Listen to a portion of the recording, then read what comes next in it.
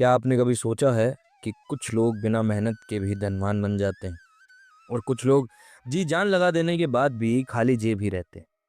क्या सिर्फ ये भाग्य है या कोई अदृश्य नियम जो विवेकानंद जी ने बहुत पहले ही बता दिया था?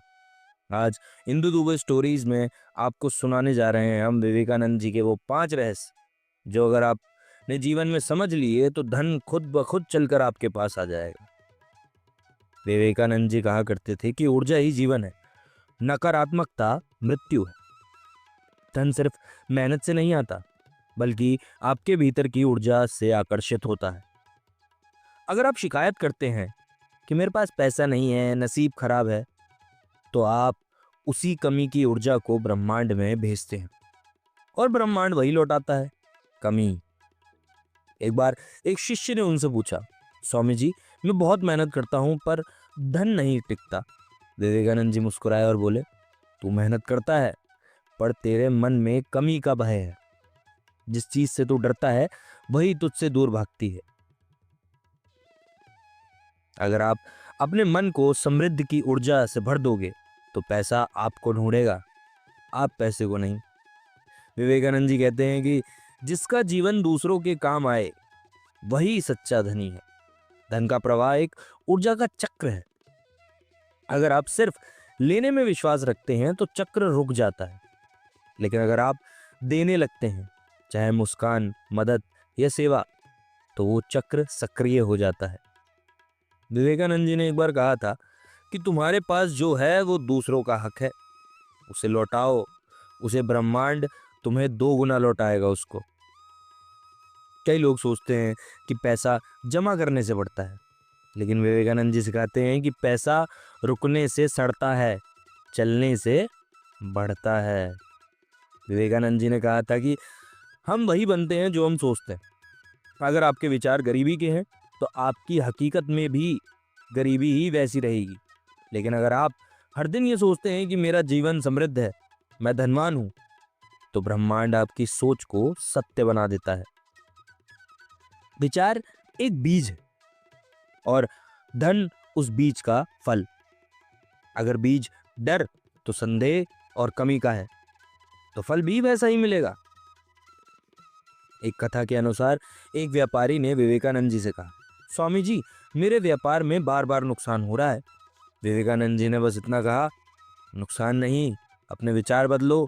3 महीने से वही व्यापारी अब विचार बदल के अमीर बन गया। ये कोई अमीर बनने वाली या पैसा कमाने वाली बात ही नहीं है, ये सिर्फ सोच की बात है। क्या सच में ये इतना आसान है?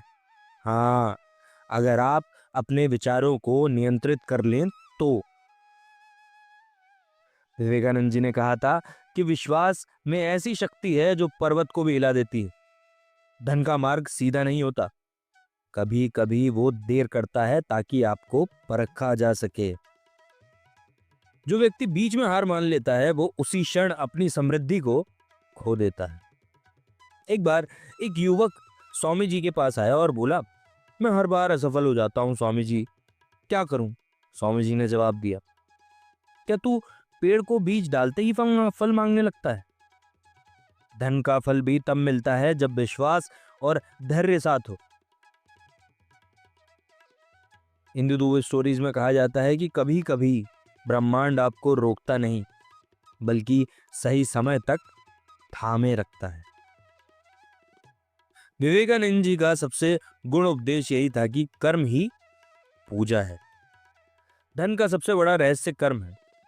कर्म का अर्थ सिर्फ नौकरी या व्यापार नहीं, बल्कि हर काम को ईमानदारी के उद्देश्य से करना।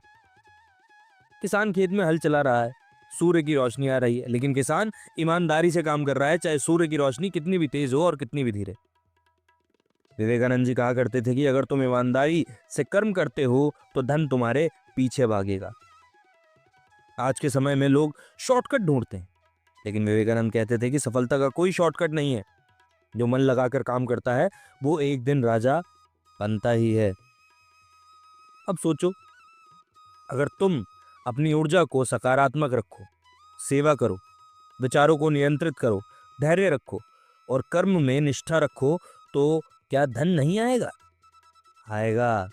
ब्रह्मांड का सीधा नियम है, जिस दिशा में तुम्हारा मन जाएगा वहीं से परिणाम आएगा। विवेकानंद जी कहते थे कि खुद को इतना ऊंचा उठाओ कि भगवान खुद पूछे कि बता तेरी इच्छा क्या है।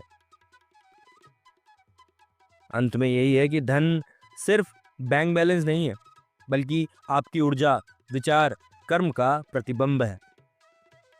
जब आप इन पांचों नियमों को अपनाते हैं तो धन, सुख और सम्मान तीनों आपके जीवन का हिस्सा बन जाते हैं। ये वीडियो अगर आपको थोड़ी सी भी ऊर्जा दे गई तो समझ लेना कि विवेकानंद आज भी आपको संकेत दे रहे हैं कि हाँ, आप कुछ कर सकते हैं आगे। ये वीडियो आपके लिए ही बना है। जहाँ शब्दों में आत्मा बसती है, वहीं हम जैसे लोग आपको एक मोटिवेशन स्पीच देते हैं। बस अंत में मैं ये कहना चाहूंगा कि अपनी ऊर्जा को सकारात्मक रखो, सेवा करो, धन का प्रवाह बनाए रखो, अपने विचारों को नियंत्रित करो, धैर्य और विश्वास बनाए रखो, कर्म में ईमानदारी रखो